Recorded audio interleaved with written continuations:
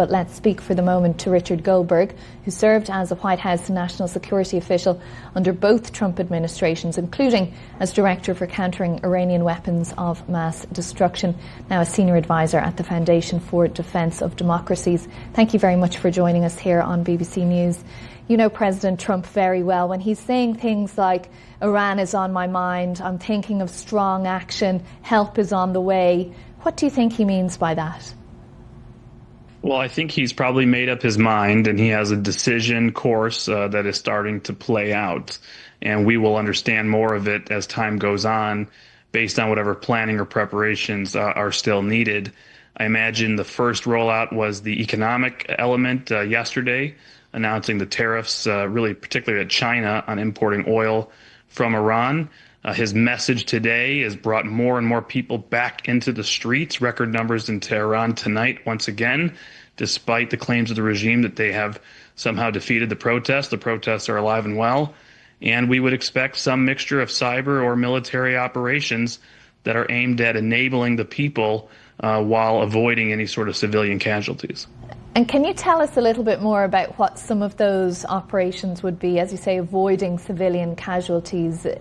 What options are available? Well, in the cyber domain and other covert potential opportunities that have been reported, we don't know what we don't know, obviously, since these are classified programs. But we've seen reports in the past of what Israel or others have done there to turn things off, blind the security forces, interfere with command and control, give the people a chance to overrun buildings or institutions. You could take out or somehow take control of information systems. And then in the military domain, with precision strikes, you can hit obviously the missile program to prevent an immediate retaliation by the regime, and also some of the command and control and senior levels of the regime and the apparatus around the country, not just in Tehran. And of course, if all options are on the table, you can also consider a decapitation strike on the supreme leader if you think you know where he is and think you can get him. In that case, though, that would be a regime change situation. What would the US be thinking about to come after that? Well, I think we've already seen with millions of Iranians in the streets, this is not a regime that's long for this world.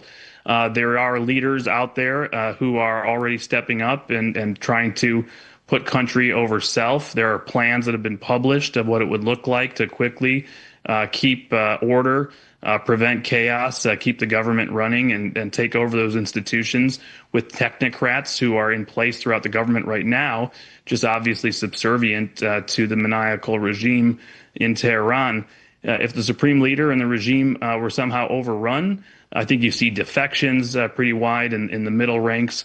And then it's hard to predict exactly what happens, but of course, there's a tradition in Iran of a monarchy. You could see a constitutional monarchy. You could see some sort of other constitutional system, parliamentary system. In the end, that's up to the Iranian people. But right now, millions of them are pouring out to the streets despite thousands of dead bodies piling up. They're still coming. We've never seen anything like this. And the president has said he's siding with the people. Is a diplomatic option over here? We saw the president post earlier to say, I've cancelled meetings with Iranian officials. We don't know what meetings were scheduled, but does it seem to you like that road is not open? No, I think the president's a pretty smart guy and understands that the regime at this point, teetering on the verge of collapse, of course, would reach out to say, oh, don't think of any other options. Don't side with the people. We'll talk to you. Let's talk. It both undermines the protest movement immediately and gives them time to keep killing people in the streets until they take back control.